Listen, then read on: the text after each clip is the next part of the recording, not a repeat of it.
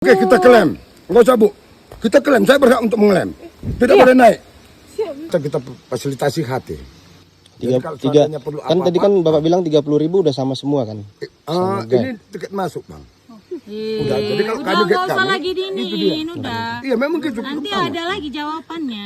Viral aksi pungli di tengah hutan menuju lokasi wisata air terjun dua warna, begini kata Pemkab Deli Serdang.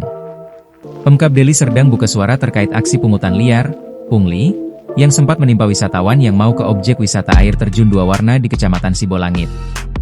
Aksi pungli ini sempat direkam videonya oleh wisatawan lokal yang tidak menyangka kalau di tengah perjalanan dan masih berada di tengah hutan mereka terkena pungli.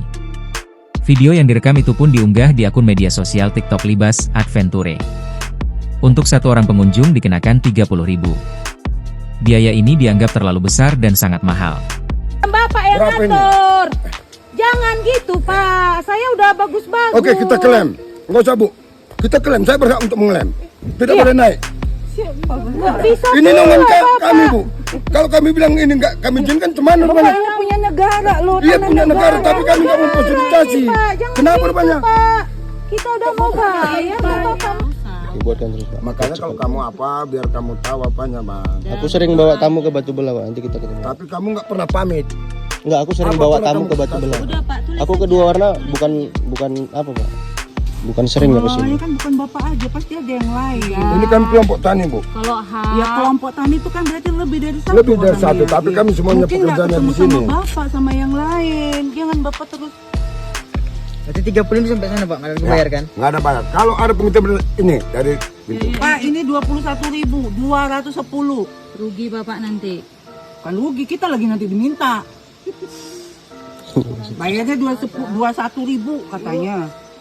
Seorang pria tua yang berada di tengah hutan saat itu memintai Rp210.000 untuk 7 orang pengunjung.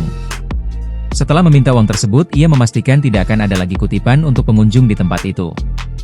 PLT Kadis Kebudayaan, Pemuda Olahraga serta Kepariwisataan Deli Serdang, Eko Sapriyadi menyebut objek wisata tersebut bukan objek wisata yang dikelola oleh Pemkab.